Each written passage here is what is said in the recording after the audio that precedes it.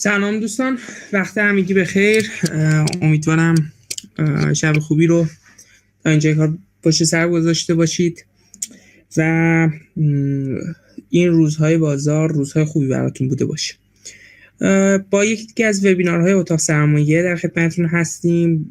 خب همونطور که مستحضر هستید، وبینارهای اتاق سرمایه رو روزهای یکشنبه برگزار می‌کنیم و هر هفته اختصاص داره به یک موضوع خاص. به عنوان مثال هفته گذشته ما روی بحث بازارهای مختلف سرمایه‌گذاری بحث کردیم، وضعیت طلا، دلار، مسکن، بورس رو بررسی کردیم. این هفته در خدمتتون هستیم با بررسی 20 شرکتی که بیشترین حالا توجه رو مردم بهشون داشتن. میخوایم بریم بررسی بکنیم ببینیم که اون 20 شرکت کدوم شرکت ها هستن و معیارمون هم همون آیتمی هست که سایت TSTMC به ما میده. به عبارتی با بررسی تقریبا نمادهای پرتراکنش بازار بورس و فرابورس تقریبا میرسیم به مهمترین شرکت هایی که اکثر مردم دنبالش هستن. خب میبینید ما سهم هایی مثل شستا، خودرو، شپنا، فولاد و تجارت، خساپا، فاملی، شتران، سهم های بزرگی رو توی لیستمون داریم که امروز میخوایم در مورد اینها صحبتی بکنیم. علاوه بر اینها یک سری سهم ها توی بازار فرابورس هستش که نگاهی به اونها میخوایم بندازیم. خب اگه موافق باشید کم کم بریم سراغ بررسی بازار و آیتم های مربوط به اون. فقط دوستان صدا و تصویر اوکی هست؟ مشکلی از لحاظ کیفیت صدا و تصویر ندارید؟ خب مرسی.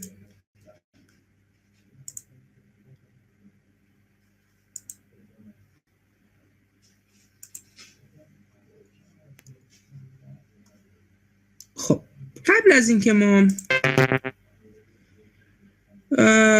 بریم سراغ بررسی بازار، اول از همه از شاخص کل و شاخص هموزن شروع می‌کنیم ببینیم که شاخص کل و شاخص هموزن تو چه وضعیتی قرار داره و آیا میتونیم امیدوار باشیم تو روزهای آینده هم شرایط این دو شاخص شرایط مطلوبی باشه یا نه. اول از شاخص کل شروع می‌کنیم. یه نگاهی به شاخص کل داشته باشید دوستان.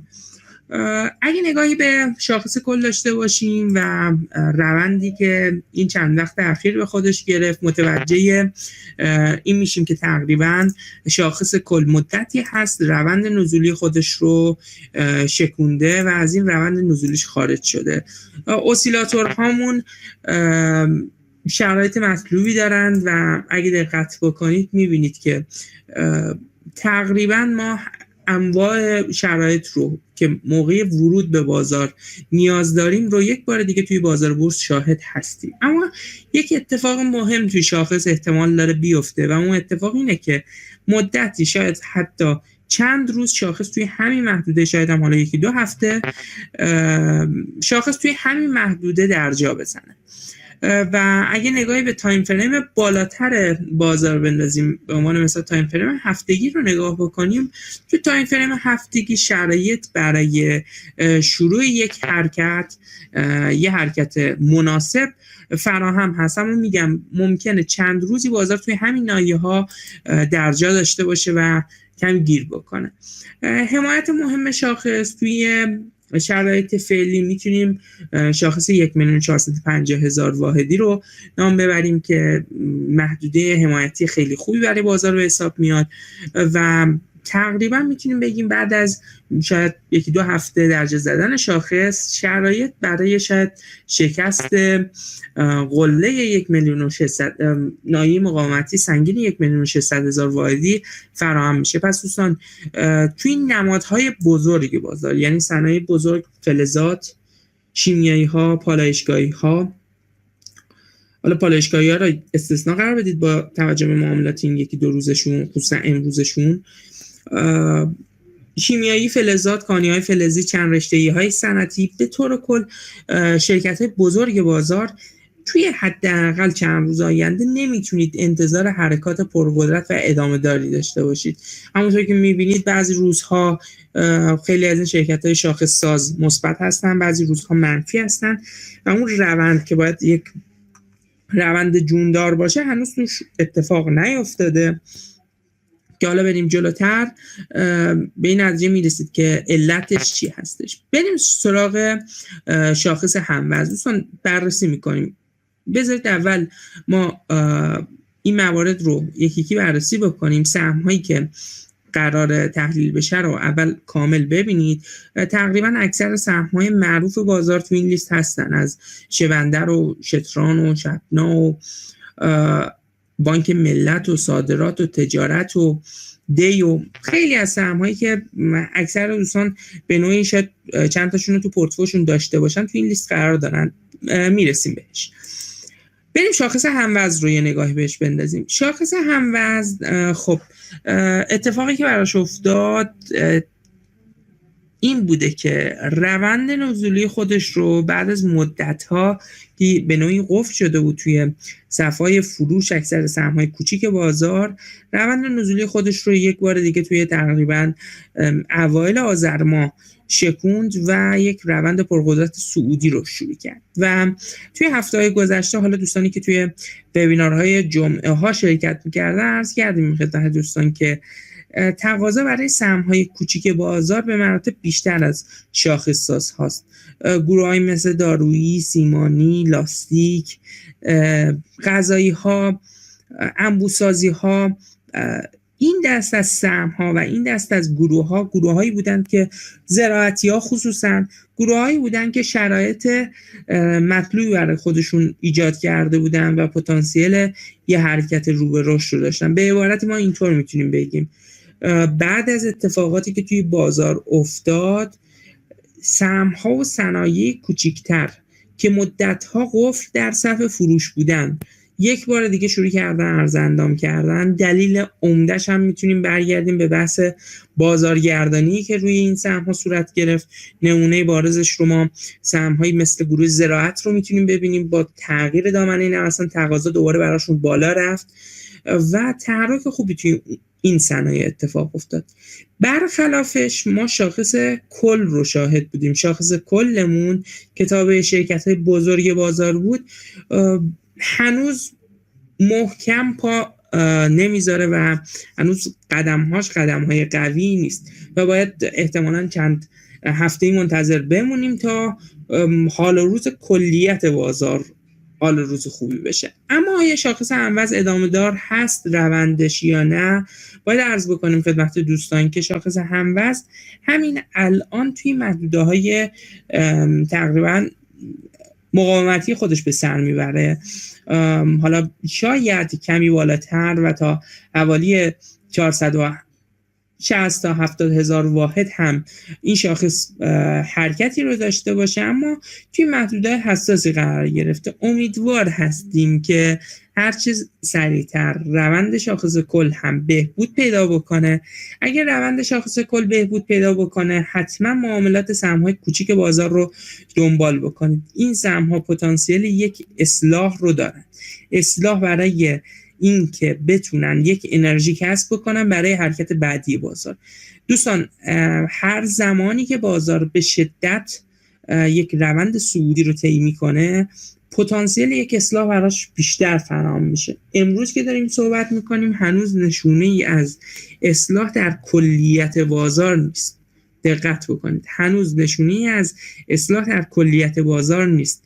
اما اگه یک تایم فریم بیایم پایین‌تر، حالا زیاد رو تایم فریم پایین هم البته نمیتونیم حساب باز بکنیم رو شاخص هموزن چون یه پیوستگی داره، اما به نظر میرسه شرایط کلی شاخص هموزن به نوعی هست شاید به محدوده‌های مقاومتی خودش رسیده باشه و انتظار یک اصلاح رو داشته باشیم. وقتی کلمه اصلاح میاد این روزا به سر زبونا همه به نوعی میترسن و فکر میکنن که قراره اتفاقاتی که سری پیش براشون افتاد مجددا تکرار بشه. نه دوستان،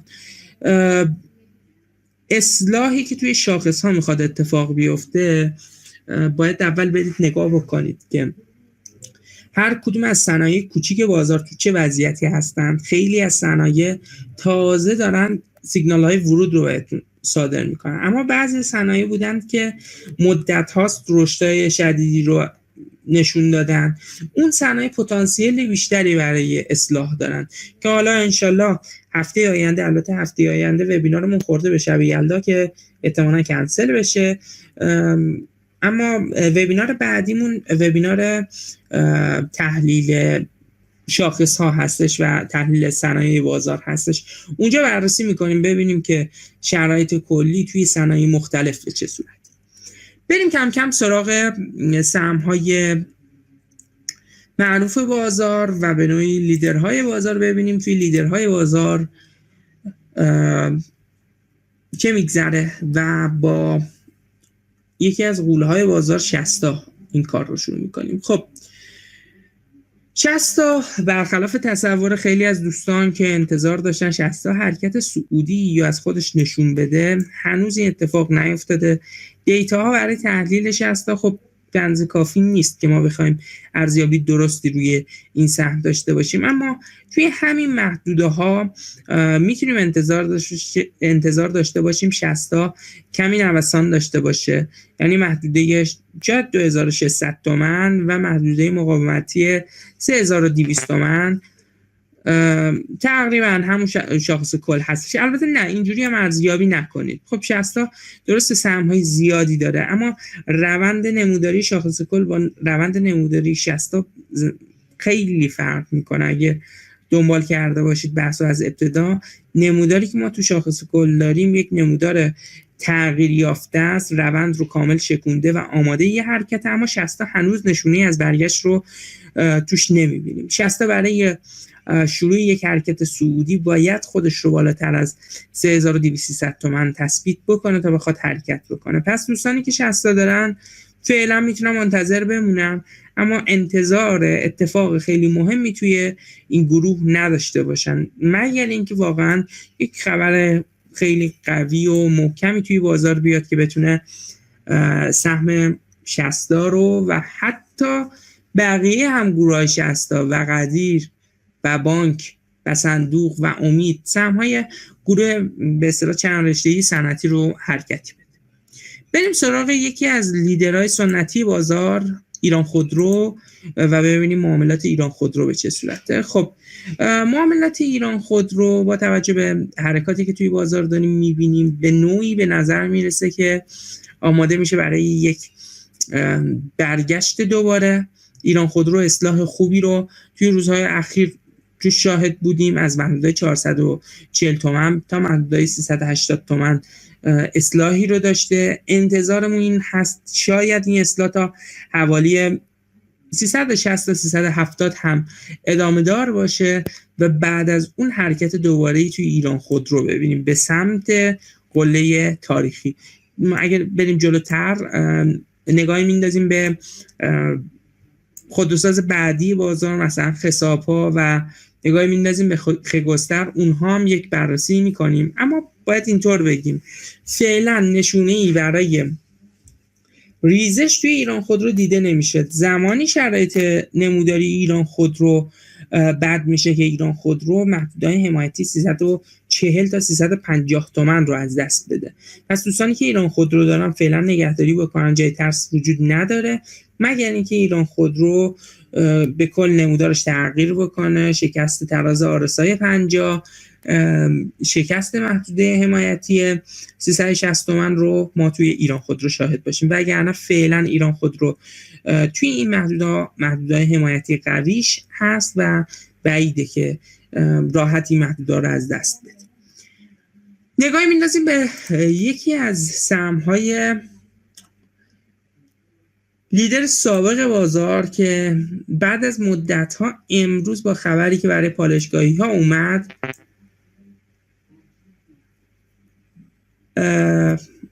سوالی که آقای صالح پور پرسیدن، دیتای عمل کردی، موارد مختلف رو در نظر گرفته. خود رهاورد میگه از لحاظ دیتای عمل کردم نسبت به دیتای سود نقدی افزایش سرمایه کامل‌تره، من فقط تفاوتش رو خیلی جزئی توی فولاد تو چند سال گذشته پیدا کردم. توضیح خاصی هم در رابطه با این نداد. بله این نسخه پیشرفته است. از همون دیتای سود نقدی افزایش سرمایه استفاده بکنید کافی، اگه از نسخه رایگان میخواید استفاده کنید. اما بریم ادامه بدیم بحثمون. دوستان، یکی از سهم‌هایی که توی بازار امروز شرایط مطلوبی پیدا کرد و به نوعی شاید روزهای آینده هم شرایط خوب و قوی باشه، گروه سهم شپنا و کل گروه پالایشگاهی. وقتی صحبت از کل گروه پالایشگاهی رو میکنیم، منظورمون خود شپنا و شتران و شبندر و شبریز و سهم‌های از این دسته، به اضافه این که روانکارها هم پتانسیل برای حرکت خوب رو دارن. شپاس رو داریم، ایرانول رو داریم، نفت بهران رو داریم و سهم‌های از این دست همه پتانسیل یک حرکت رو دارن. اینها سهم‌های جامونده از حرکت اخیر بازار بودن و شاید شاخص کل رو این هفته کم کم پالایشگاهی‌ها نگه دارن. دوستانی که تمایل دارن یک صنعت دیگر رو توی پورتفولیوشون داشته باشن، پالایشگاهی‌ها با معاملات امروز و معاملات قوی که امروز توشون شاهد بودیم پتانسیل خوبی برای برگشت دارن و باید منتظر بمونیم ببینیم آیا میتونه مثلا پالایشگاه نفت اصفهان محدوده مقاومتی حوالی 2000 تومان رو به بالا بشکنه یا نه. چون میدونید که این ناحیه مقاومتی هم از لحاظ روانی هم از لحاظ استاتیکی محدوده مقاومتی مهمی براش به حساب میاد. به نوعی اگه دوستان حتی خرید هم میکنن حواسشون به این محدوده 2000 تومان باشه. سهم باید این ناحیه رو بشکنه تا بخواد به سمت هدف بعدی که 2600 تومان هست حرکت بکنه. نگاهی به تایم فریم هفتگی سهم بندازیم، همه چیز برای شروع یک رالی صعودی دیگه توی این سهم فراهم هست و همونطور که توی اکثر نمودارها هم شاهد بودیم، نمودارهایی که این مدت حرکت کردن، این گارد صعودی رو در تایم فریم هفتگی هم توی اندیکاتورهای استوکاستیک و هم توی RSI شاهد بودیم. شرایط کلی به نظر میرسه توی پالایش نفت اصفهان شرایط مطلوبی باشه. بریم کم کم نگاهی بندازیم. چرا دوستان؟ بذارید ما فعلا سهم‌های بازار رو بررسی بکنیم و وارد اونها نشیم. بریم سراغ فولاد مبارک. ببینیم وضعیت فولاد مبارکه یکی دیگه از سهم‌های مهم و تاثیرگذار بازار به چه صورت است. خب فولاد مبارکه در قالب یک تقریبا میتونیم بگیم ساختار زیگزاگ در تایم فریم بالاتر، تایم هفتگی اصلاحی رو به اتمام رسوند. شرایط کلی شرایط مطلوبی شد، برگشتایی رو ما شاهد بودیم. اما برای اینکه فولاد مبارکه حرکت پرقدرت صعودی رو از خودش نشون بده، لازمش اینه که فولاد مبارکه بتونه از روند نزولیش خارج بشه، روندی که حداقل محدوده مقاومتی استاتیک حوالی 1800 رو روبروی خودش میبینه و الان سهم توی محدوده 1500 به سر میبره. این هم درست بکنیم که مشکل ایجاد نکنه. خب همونطور که مشاهده میکنید فولاد مبارکه شرایطش به نوعی هستش که زود ما در موردش صحبت بکنیم که شروع یک حرکت صعودی قوی رو داره نشون میده. فولاد باید از محدوده مقاومتی خودش عبور بکنه تا بتونه اون حرکت صعودی رو شکل بده. پس دوستان برای فولاد مبارکه همچنان ما حرکات پرنوسان رو میتونیم انتظار داشته باشیم.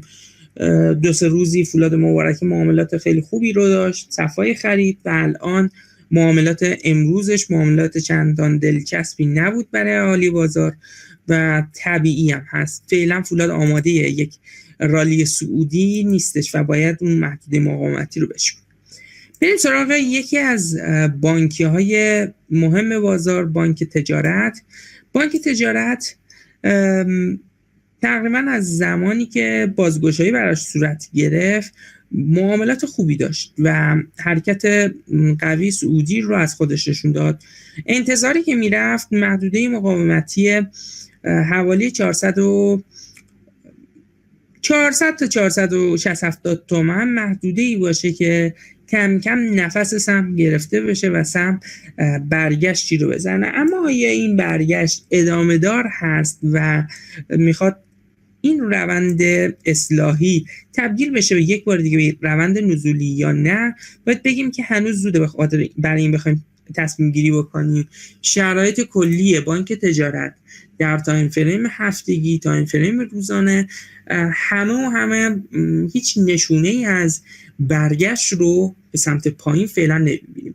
ما میتونیم برای بانک تجارت تقریبا محدوده 340 رو به عنوان یک محدوده حمایتی قوی قلمداد بکنیم که شکست اون میتونه یه خورده کار رو برامون مشکل بکنه.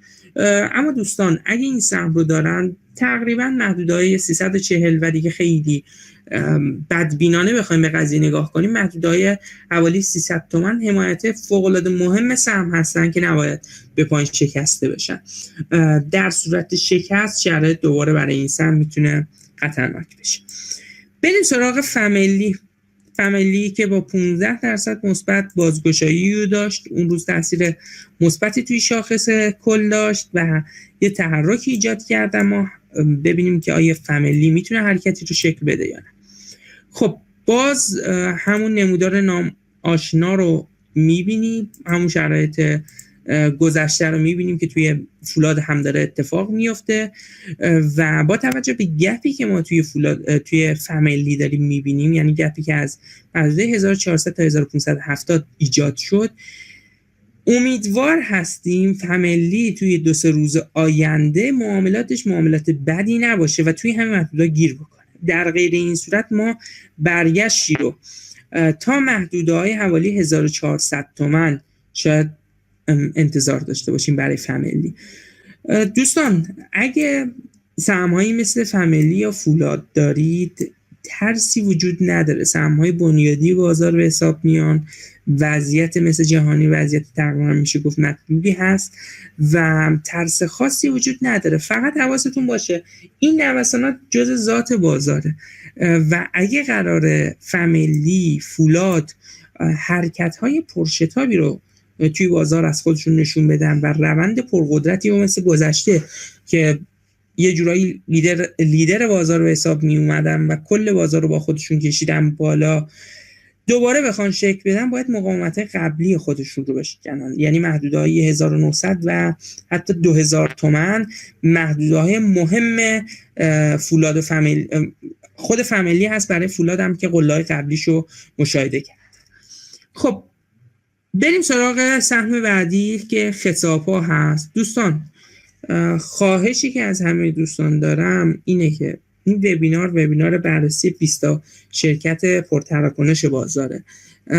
تحلیل اختصاصی یک سهم خاص نیست. اکثر این سهم‌ها سهم‌هایی هست که خیلیاتون تو پورتفولیوتون دارید. بذارید این مسائل رو بررسی بکنیم.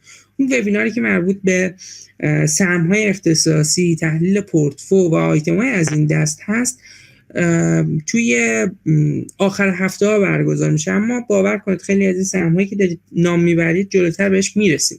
یکم صبور باشید که بذارید توی این نیم ساعت باقی مونده به این سهم‌ها برسیم و سهم‌هایی مثل فارس و آیتم‌های از این دست که نام بردید حتما بررسی میشه، نگران نباشید. بریم سراغ حساب.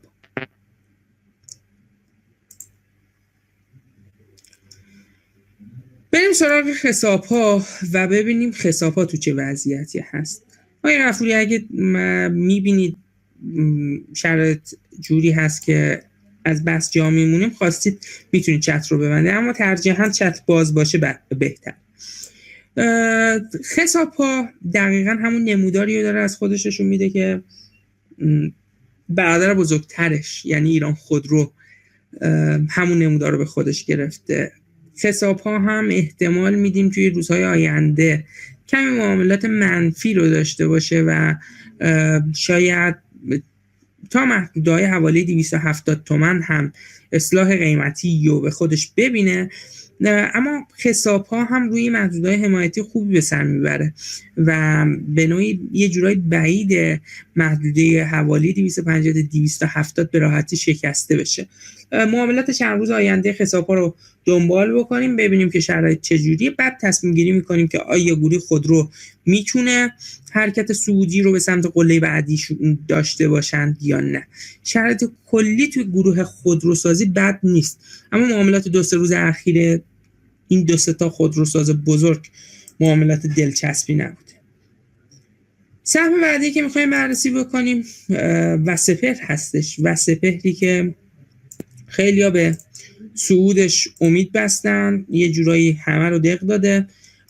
از اونجایی که دیتای کاملی برای وسپهر نداریم، نمیتونیم واقعا آنالیز درستی داشته باشیم، اما به نظر میرسه وسپهر حداقل توی همین محدوده هایی که دیده میشه فعلا در جا بزنه و خود من انتظار داشتم با کندلی که روز چهارشنبه از خودش به جا گذاشت و صبح روز شنبه اول تایم بازار کندل مناسبی زده بود بتونه حرکت صعودی رو از خودش نشون بده، اما از نیمه‌های دوم تایم روز شنبه و معاملات امروز نمیتونیم حرکت پرقدرتی رو توی وسپهر انتظار داشته باشیم و فعلا به نظر میرسه ما نوسانات رو توی همین محدوده داشته باشیم. اگه دوستان وسپهر دارن فعلا صبر بکنن و نیاز نیست عجله‌ای برای فروش داشته باشن. محدوده 1120 تومن و محدوده حوالی 1300 تومن محدوده‌های مقاومتی و حمایتی وسپهر به حساب میاد و فعلا همینجا ما درجا زدن قیمت رو باید شاهد باشیم. باز تاکید میکنم دوستان وسپهر دیتای خاصی نداره که ما بخوایم روش تحلیل درستی داشته باشیم، اما یکی از سهم‌هایی که واقعا داره اهالی بازار رو اذیت میکنه سهم بانک دی هست، با خبرهای خوبی که در رابطه با این سهم وجود داره، با بحث افزایش سرمایه سنگینی که براش مطرح هست و به نوعی باید از ماده 141 قانون تجارت از به اصطلاح مشمول بودن ماده 141 قانون تجارت خارج بشه و باید حتما یه افزایش سرمایه شکل بگیره. پتانسیل خیلی خوبی برای رشد داره، اما تا زمانی که بانک دی از ناحیه مقاومتی 6000 تومان عبور نکرده باشه، بانک دی رو ما فعلا توی همین ناحیه ها پرنوسان میبینیم. کندل ها توی هر هفته‌ای که داریم میبینیم هر بار امیدوار کننده برای حرکت به سمت بالاست، اما فعلا نوسانات حرف اول آخر رو میزنه. باید ببینیم تقاضا تو کل گروه بانکی چه زمانی ایجاد میشه. ما تجارت رو بررسی کردیم، دی رو داریم میبینیم، میریم جلوتر بانک ملت و صادرات رو میبینیم و کلا به این نتیجه کم کم میرسیم که بانکی ها هنوز حرکت پرقدرت دست جمعی رو از خودشون نشون ندادن. پس دوستانی که گروه بانکی دارن فعلا انتظار حرکت های پرشتاب مثل گذشته رو نداشته باشن. ما نوسانات قیمتی رو تو گروه بانکی ها احتمالاً فعلا نظاره‌گر باشیم. خب بریم سراغ یکی دیگه از سهم هایی که این روزها به نوعی خوش درخشید و حرکت خوبی رو از خودش به جا گذاشت. تقریبا میتونیم بگیم از کفایی که ساخت تو محدوده 1950 تومن تا محدودهایی که رسید یه رشد 70-80% رو توی 2 ماه گذشته حداقل رقم زد و این روزها هم معاملات چندان بدی نیست. دوستانی که به پیوند دارند میتونن با به پیوند سهامداری بکنن، فعلا نگرانی خاصی وجود نداره. سهم حمایت خیلی خوبی روی محدودهای 3000 تومان داره و شاید اهداف بالاتر، با توجه به اینکه باز برای به پیوند هم دیتای خاصی وجود نداره و نمودار خاصی وجود نداره که بتونیم آنالیز درستی داشته باشیم، نمیتونیم هدف گذاری دقیقی برای به پیوند داشته باشیم. اما بد نیست نگاهی به بزرگای صنعت تامین آب و برق آیتم به اصطلاح بزرگای گروه نیروگاهی بندازیم ببینیم که به پیوند یا شرایط سعودی براش مهیا هست یا نه. اونا اگه حرکت بکنن طبیعتاً به پیوند هم میتونه حرکت بکنه. شرکت‌های مثل دماوند، بگیلا، شرکت‌های از این دست، به مپنا، اینها سهم‌هایی هستن که به نوعی تاثیرگذار توی این گروه هستن. وهور. خب برای به پیوند اولین حمایت مهم برای به پیوند رو میتونیم محدوده 3000 تومان و حمایت بعدی رو محدوده 2600 تومان قلمداد بکنیم که یه جورایی فعلا بعیده با توجه به شرایط فعلی بازار ریزش سنگینی داشته باشه و باید منتظر بمونیم ببینیم چه اتفاق. خب یکی از سهم‌های مورد توجه بازار که همیشه سهامدارای خاص خودش رو داشته سهم ذوب‌آهن هستش.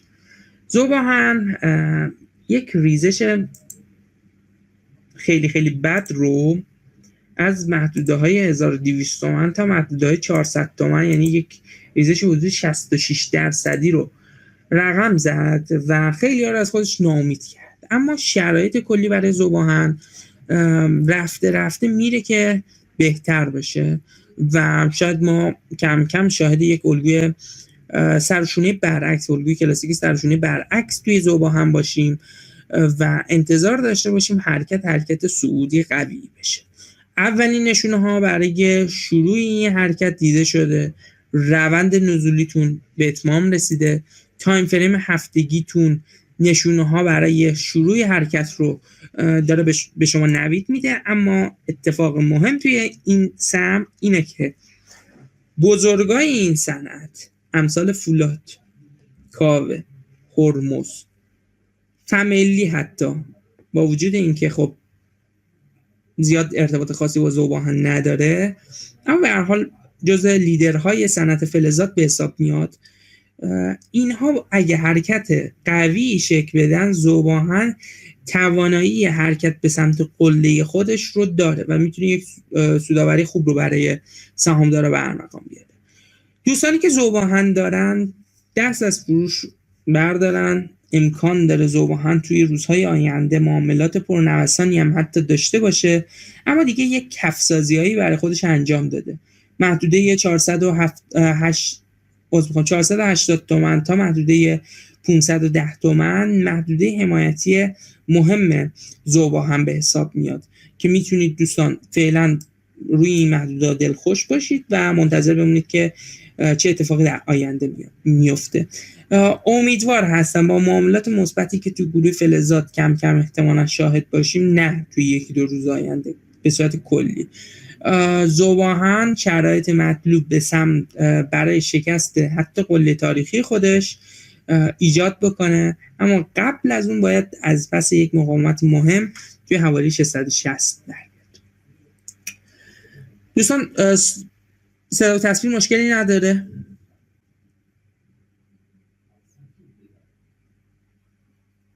مرسی. بریم سراغ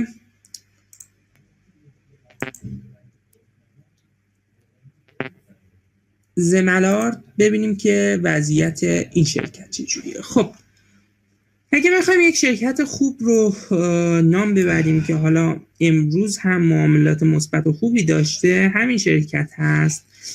ما یک الگوی کلاسیک پرچم رو تقریبا توی این شرکت شاهد بودیم و این شرکت پتانسیل یک رشد حدود شاید بگیم تقریبا رشد 20 تا 25% رو داره. میتونیم به نوعی قلمداد بکنیم که با توجه به جنس حرکت این سهم محدوده مقاومتی تاریخی سهم، یعنی محدوده حوالی 5500 تومان 5400 تا 500 تومان محدوده مهم مقاومتی برای این سهم به حساب میاد. دوستانی که این سهم رو دارن نگهداری بکنن، دوستانی که ندارند برای ورود یک کم احتیاط بکنن. اگه میخوان خریدی هم انجام بدن 2 مرحله انجام بدن، چون سهم رشدی رو توی همین چند روز گذشته داشته. دیروز معاملات صفحه خرید، امروز فکر کنم معاملات صفحه خرید رو داشته و توی 1 تا 2 روز آینده به یک سطح مقاومتی میرسه. اگه بر این فرض بذاریم که فردا هم معاملاتش مثبت باشه، شما دوباره 5% دیگر از دست میدید و تا حالا بازار برگرده و روند صعودی شکل بده، شاید سود مطلوبی براتون ایجاد نکنه. بیشتر این سهم برای افرادی مناسبه که این سهم رو داشتن، فعلا نگهداری کنید.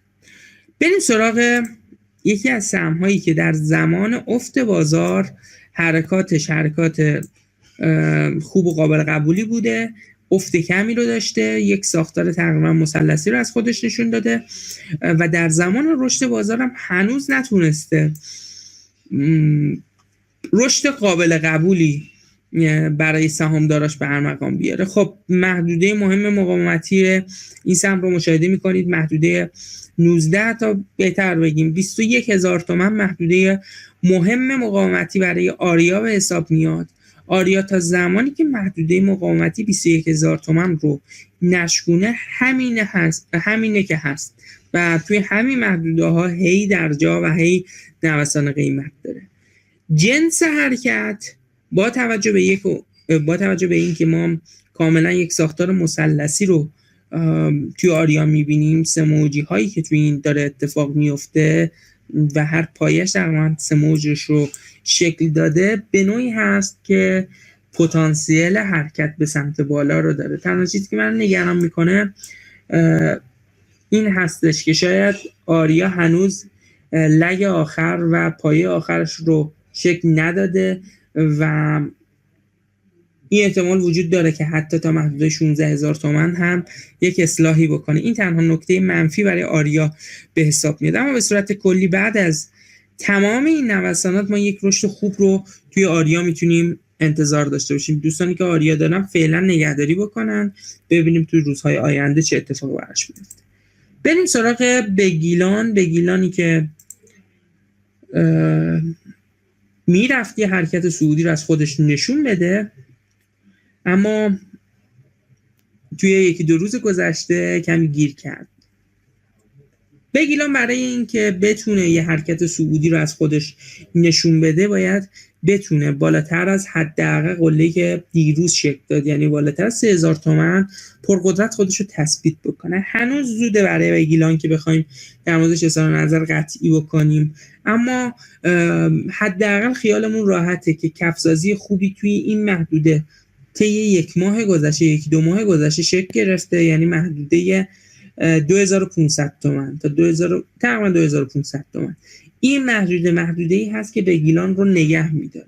پس دوستانی که این سهم رو از گذشته داشتن، به نظر نگهداریش منطقی تره تا ببینیم شرایط به چه صورت میشه. اگه بگیلان 3000 تومان رو رد بکنه، مقاومت‌های بعدیش 3500 و تقریبا 3800 تا 4 تومان به حساب میاد.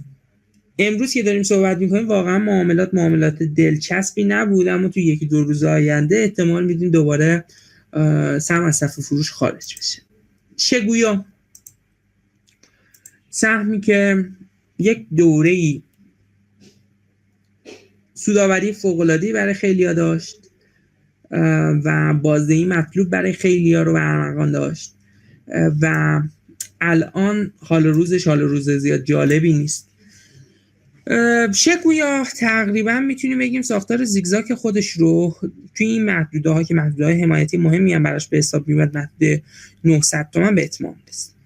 حرکات برای شروع یک حرکت از جنس صعود مهیا هست، اما دوستان دقت بکنید این سهم هنوز شرایط کلی برای برگشت رو تو خودش نمیبینه. ما مقاومت سنگین تقریبا 400 تومانی رو پیش روی این سهم داریم. تازه اگه از این محدوده 1400 تومان بر بیاد، محدوده تقریبا 1450 محدوده فوق‌العاده قوی برای برگشت بازار به حساب میاد که راحت از پس این محدوده حمایتی مقاومتی گذشته نتونه شاید بیاد این سهم. این ناحیه هم تازه بشگونه مقاومت بعدی که توی محدوده‌های 1800 هست سد راه سهم میشه. پس دوستانی که سهم شگویی یا پتروشیمی تندگویان رو دارند فعلا انتظار نداشته باشن که سهم حرکات شارپی از خودش نشون بده. نکته امیدوار کننده برای این سهم اینه که به نظر اصلاح ساختاری این سهم به اتمام رسیده. حالا تو تایم فریم حتی بالا هم نگاه بکنیم به اتمام رسیده، اما برای حرکت صعودی ما حتما انتظار داریم شگویا بالاتر از این محدودهای 1450 تثبیت بشه تا بتونه حرکت بکنه. دوستانی که میخوان این سهم رو خرید بکنن صبور باشن، کمی صبر بکنن. درسته الان سهم 1270 اما صبر بکنن. اگه تونست بالاتر از 1450 تثبیت بشه خرید مجددی داشته باشه. هسینا، بریم ببینیم هسینا تو چه وضعیتی. خب خطوطی که مشاهده میکنید خطوط گذشته هستش و واکنش ها رو کامل میبینید. حرکتی که شکل گرفت، فولبکی که زد، کندل برگشتی فوق‌العاده قوی که توی بازار اتفاق افتاد و امروز هم که هسینا یک رشد پرقدرت و قوی رو توی بازار از خودش به نمایش گذاشت. به نظر میرسه هسینا آمادگی ادامه حرکت صعودی رو داره. جز معدود سهم‌هایی هستش که توی بازار تونسته قله قبلی خودش رو بشکونه، روندش پرقدرت فعلا یک روند صعودی باشه. ما همچنان یک موج جنبشی رو توی این سهم میبینیم در قالب حرکت موج ریز موج 3. میتونیم انتظار داشته باشیم هسینا حتی تا محدودهای بالاتر از 10,000 تومان هم حرکتش ادامه دار باشه.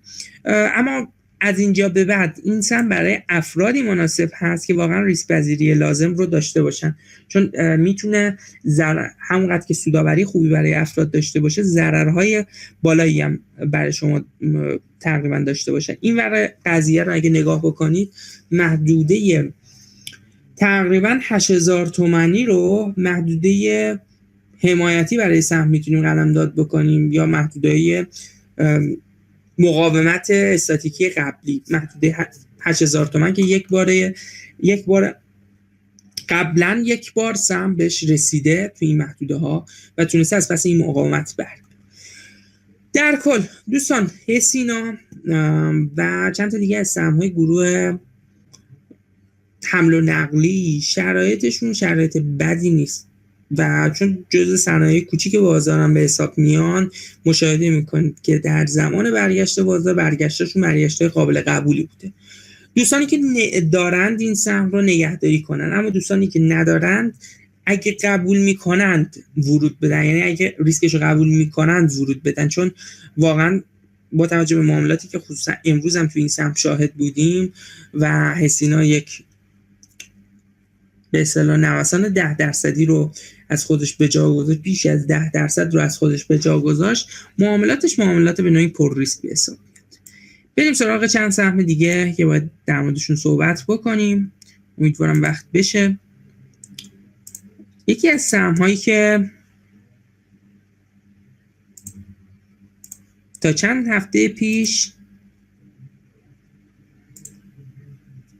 رشد رو از خودش به جا گذاشت که همه رو به نوعی غافلگیر کرده بود، یه رشد 189% رو ما توی سهم تلیسه شاهد بودیم که به نوعی با توجه به ذات این روزهای بازار که همه داشتن منفی می‌خوردن این رشد یه جور غیر عادی بود.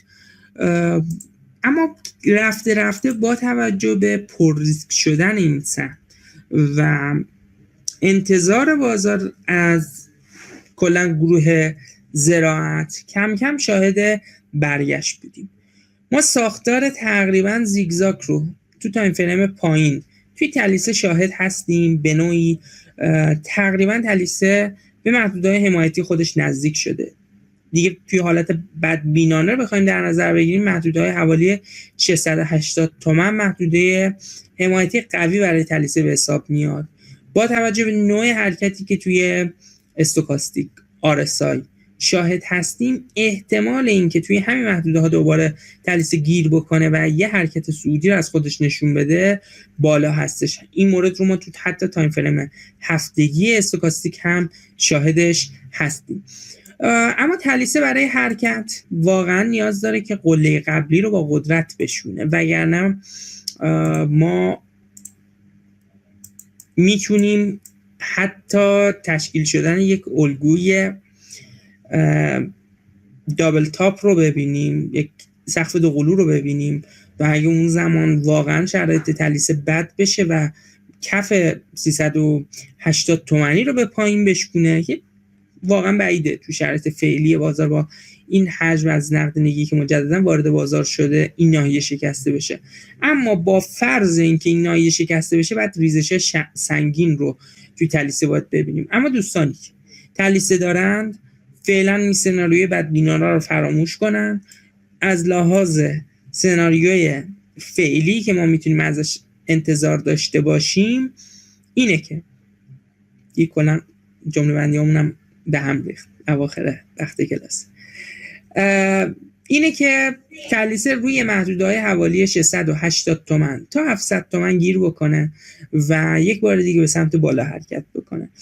دوستانی که ریسک پذیر هستن و میخوان خرید بکنن منفی های 2-3 روز آینده شاید گزینه خوبی براشون باشه، اما دوستانی که ریسک پذیر نیستن بمونن تا تلیسه یک بار دیگه بالاتر از 850 خودش رو تثبیت بکنه و خریدشون انجام. پالایش نفت تهران و همون ساختار آشنای شپنا.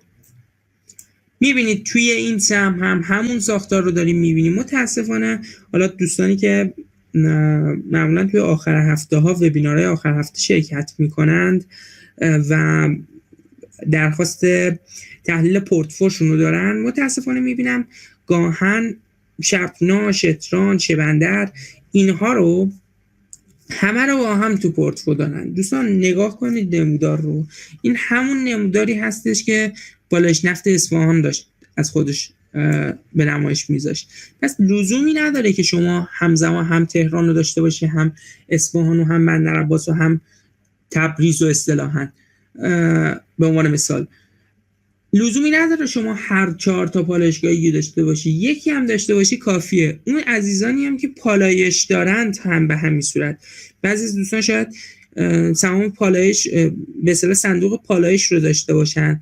پالایش دیدید این معاملات این چند وقت اخیرش معاملات دلچسبی نبود، اما برای اینکه یک حرکت صعودی رو شکل بده باید شرکت‌های زیر مجموعه‌شون سهم‌هایی که به اصطلاح این صندوق داره حرکت بکنند که اون حرکت بکنه. این حرکت رو ما به نظر میرسه کم کم توی پالایشگاهی‌ها داریم می‌بینیم. تکمیل ساختار تقریباً فلت تو تایم فریم پایین‌تر توی شتران، توی شپنا و حتی شبندر نوید بخش این موضوع هستش. شتران اگه بتونه بالاتر از 1570 تومن ایدئال ترش رو در نظر بگیرید، بالاتر از حتی مقاومت 1750 تومانی اگه بتونه بالاتر از اینا تثبیت بشه دیگه تمام شرایط برای یک رشد شاید 100% تو این سهم و رسیدن به قله‌های تاریخی مهیا میشه. دوستانی که شتران دارن، شپنا دارن، شبندر دارن و حتی پالایش دارن فعلا نگهداری بکنن، عجله نداشته باشن. در مورد دارایی کم یکی از دوستان سوال پرسیده بودن. دارایی کم با توجه به جنس پورتفولیوش که بیشتر پورتفولیوش از بانک ملت و صادرات و تجارت تشکیل شده، باید بگیم که هنوز پتانسیل برای رشد رو نداره، مگر اینکه واقعا اتفاق خاصی تو بانکی‌ها بیفته. تجارت رو بررسی کردیم، کمی بریم جلوتر به بقیه بانکی‌ها هم نگاه می‌کنیم، می‌بینیم که اونها هم شرایطشون شرایط فعلا مطلوبی نیست. یکی از زیر مجموعه‌های تامین اجتماعی سهم سیتا هستش. سیتا درسته معاملاتش معاملات قوی هنوز نشده، اما جنس حرکتش، جنس کفسازیش کفسازی قوی هستش و دوستان میتونن این سهم رو آروم آروم خرید بکنن، معمولا بعد از یه محدوده پرتراکم و یک محدوده تراکمی قوی مثل این ما حرکتی رو به سمت بالا میتونیم انتظار داشته باشیم. خب سیتا توی محدوده مقاومتیش به سر میبره، اما اگه بتونه معاملاتش تو روزهای آینده معاملات خوبی باشه، مقاومت 2300 تومان مقاومت بعدی سهم به حساب میاد و میتونید یک سود مطلوب رو تو این روزهای حساس بازار نصیب خودتون بکنید. پس دوستان اگه دارید نگهداری بکنید، فعلا ارزش فروش نداره، و اما اگه ندارید گزینه‌های شاید بهتر از سیتا توی صنعت سیمان وجود داره.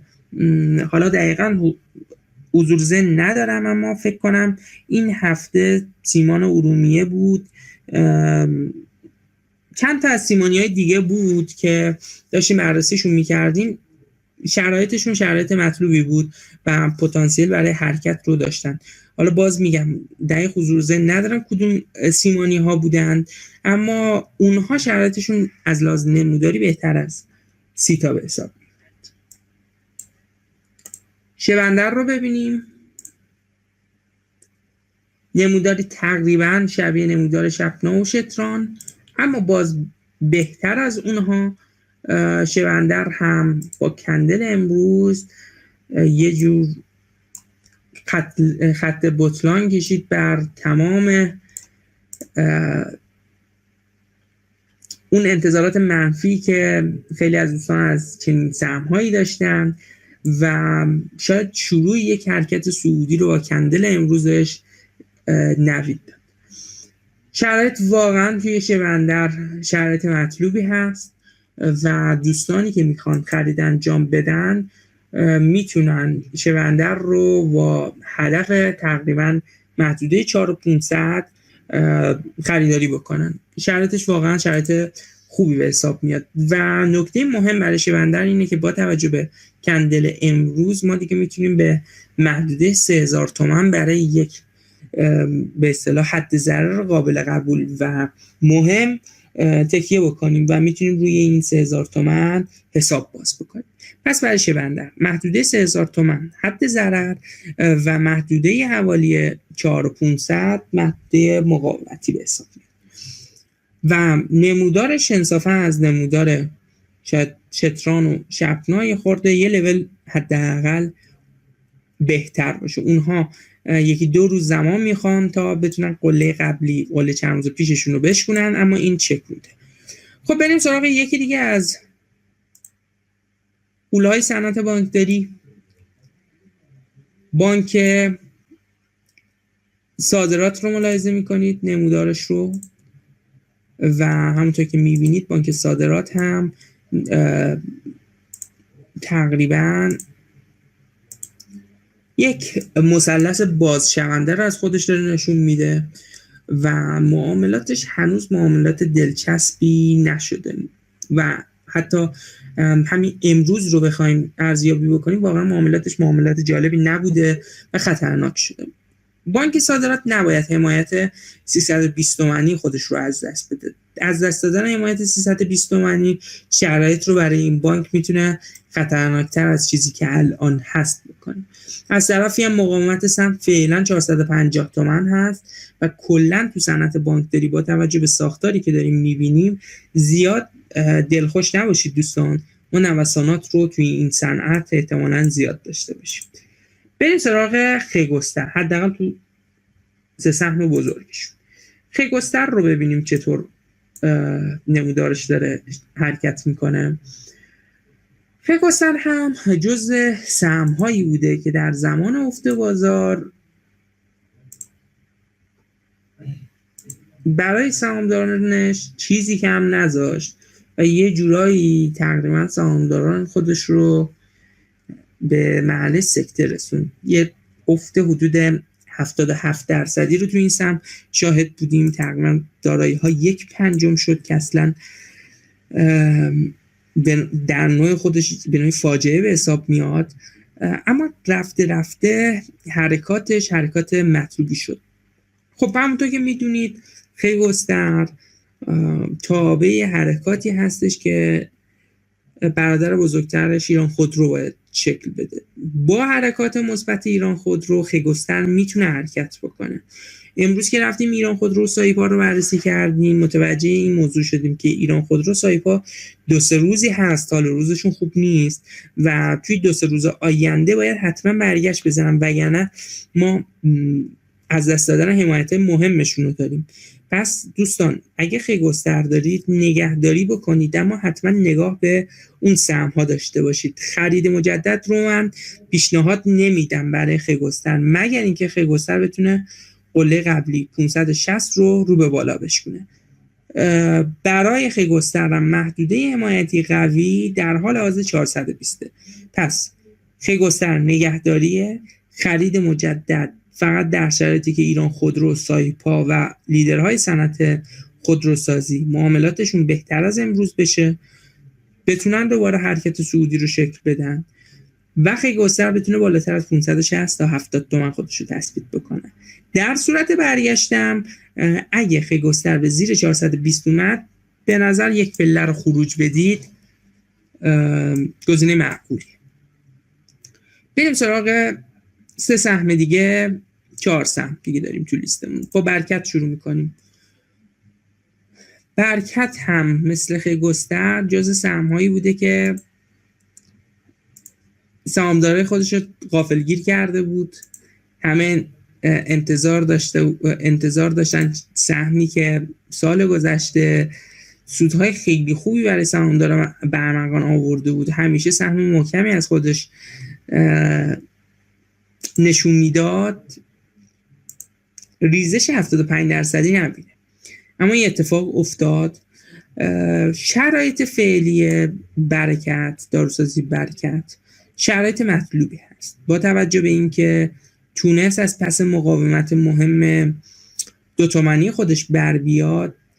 دیگه شما میتونید به محدوده 1800 تا 2 تومن به عنوان یک حد ضرر قابل قبول و قابل اعتنا حساب باز بکنید و اگه ریسک پذیر هستید حتی یک مرحله معامله جدید هم داشته باشید. من خودم به شخص فعلا تو شرایط فعلی معامله روی این سهم انجام نمیدهم، به دلیل اینکه احتمال میدم با توجه به این حرکت 5 تایی که توی برکت داشتیم طی روزهای آینده کم کم برکت نوساناتش زیاد بشه و توی همین محدوده‌ها گیر بکنه. رشد کمی هم که نداشته، تقریبا یک رشد حدود 100% رو برکت از کف تاریخی خودش نشون داده و به نظر میرسه از لحاظ روانی هم بعد 100% بازدهی 1 ماه گذشته 1-2 ماه گذشته خیلی از سهامدارا تمایل داشته باشن بخشی از داراییشون رو نقد بکنن، ببینن که شرایط به چه صورت میشه. پس دوستان توی برکت احتیاط بکنید. درست معاملاتش واقعا معاملات خوبیه، همه نشونا برای حرکت صعودی و فتح قله 4800 مهیا هست، اما شاید نیاز داره یک کسب انرژی بکنه و یه استراحتی داشته باشه و حرکت بعدی رو شکل بده. پس احتیاط بکنید بهتر. پترول رو داریم دوستان. پترول نمودارش به نوعی هست که کفسازی های خیلی خوبی رو شکل داده. همه جوره ما انتظار داریم با توجه به این حرکاتی که توی بازار و توی این سهم داریم میبینیم یه حرکت صعودی ببینیم، اما متاسفانه گروه شیمیایی هنوز اون حرکت رو تو خودش نمیبینه. یعنی ما وقتی میریم سهمی مثل آریا رو میبینیم، سهمی مثل فارس رو میبینیم و سهم‌های بزرگ این صنعت رو میبینیم، هنوز شاید زود باشه برای شروع حرکت توی چنین سهمی. خب اگه چند روز آینده کندل‌های قوی و محکمی باشه و سهم رو بتونه بالاتر از 1480 تومن حدودی تثبیت بکنه و بالاتر از اون ببنده، ما میتونیم امیدوار باشیم که سهم تا 1900 تومن هم حرکت بکنه. اما فعلا هیچ نشونه ای ما نمیبینیم، نه از حرکت رو به بالا نه حرکت رو به پایین. به نوعی فقط دست به دست شدن سهم رو داریم و بهتر نظاره گر باشیم بیشتر نیست. یکی از سهم هایی که دوباره امروز بسته شد مگه پتروشیمی نوری؟ امروز بازگشایی خوبی رو توی پتروشیمی نوری شاهد بودیم بعد از این افزایش سرمایه‌ای که داشت و افزایش سرمایه 200% که از خودش به نمایش گذاشت. شرایط توی پتروشیمی نوری شرایط مطلوبی بود و پتروشیمی نوری تونست قله خودش رو بشکنه. یک چیزی که من نگران میکنه اینه که شاید ما ساختار مثلثمون هنوز کامل نشده بود و این معاملات جالبی تو این سهم نبوده و ما همچنان همین ساختار مثلث ناماشنایی که تو اکثر سهم‌های گروه شیمیایی داریم توی نوری هم داشته باشیم. معاملات 2-3 روز آینده تکلیف سهم رو مشخص میکنه. اگه سهم به زیر 6,500 نیومد دوستان میتونید دوباره خرید بکنید چون دیگه نوری از روند نزولی خودش خارج شده و حرکاتش میتونه حرکات صعودی باشه. اما اگه به زیر 6,500 اومد احتیاط بکنید چون به نوعی این گپ ایجاد شده تخلیه میشه و شاید سهم یک بار دیگه تا محدوده 5400-500 هم اصلاح بکنه. معاملات چند روز آینده نوری خیلی خوبه. امروز حجم خیلی خوبی هم معامله شد اما باید ببینیم که توی روزهای آینده این سهم پتانسیل حرکت رو داره یا نه. خب معاملات امروز رو اگه بررسی بکنیم حقوقی ها هم توی این سهم خوب فعال بودن برخلاف حالا انتظاری که میرفت و دوباره خالی کردن سهم رو توسط حقوقی ها داشته باشیم. نه این بار این اتفاق نیفتاد. و آخرین سهمی که میخوایم بررسی بکنیم برای امشب سهم بانک ملت هستش. بانک ملت هم مثل بقیه بانکی ها حال روز چندان دلچسبی نیستش. همون ساختار ناماشنای مثلث بازشونده توی بانک ملت دیده میشه. کندل امروز واقعا کندل بدی بود، انتظار نداشتیم این اتفاق بیفته. محدوده حمایتی 500 و تقریبا 20 تومن ما از دست رفت و باید امیدوار باشیم حداقل محدوده 500 تومن سهم رو نگه داره که بتونیم دلخوش به روزهای آینده باشیم، وگرنه ما شاهد ریزش بیشتر توی صنعت بانکداری باشیم. همزمان با ریزش بیشتر دارای یکم هم شرایطش نامطلوب میشه. بس دوستان اینها به نوعی به هم وابسته هستن. یک سهم هم خب سهم مهمی هست توی بازار، اونم بررسی بکنیم. فارس بانک ملت دوستانی که دارند فردا هم صبر بکنن محدوده 500 تومن رو ببینن چطور میشه. اگه سهم به زیر 500 تومن اومد حداقل یه پله فروش رو انجام بدن، عیبی نداره، بازار فرصتاش میره و میاد. حداقل یک پله فروش رو انجام بدید.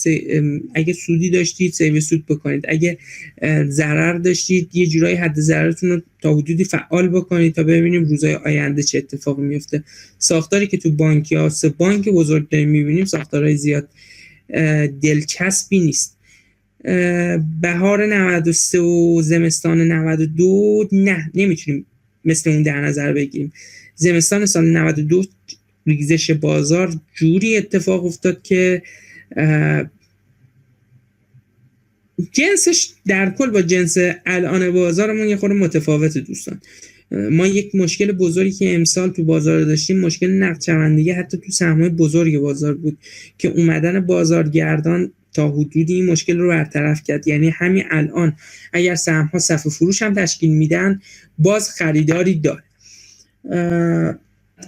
کندل به کندل شبیه میریم، حالا این هم یه نگاهی میندازیم چشم. اما بریم سراغ فارس هم یه نگاهی بندازیم. بد نیست.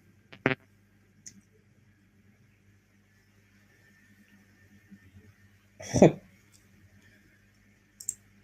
نگاهی به فارس بندازیم و نموداری که توی فارس داره شکل میگیره. فارس هم مثل بقیه گروه شیمیایی هنوز نتونسته حرکت پرقدرتی از خودش نشون بده و فعلا توی یک در واقع کانال خنثی در حال نوسان هستش. کندل امروزش با وجود اینکه کندل چندان دلچسبی نبوده اما تو محدوده‌های خوبی شکل گرفته و باید صبر بکنیم ببینیم روزهای آینده چه اتفاقی میفته.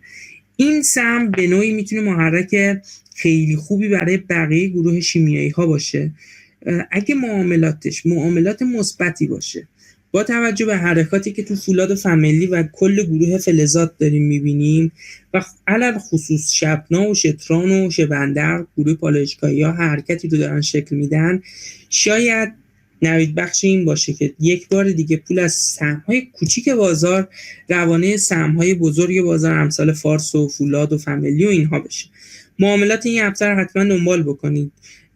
به نوعی حرکت بازار توی این هفته حرکات جالبی شاید باشه. و ما به عنوان آخرین بررسی یک نگاهی میندازیم به وضعیت شاخص کل و اون اشاره‌ای که دوستان کردم به وضعیت سال 92.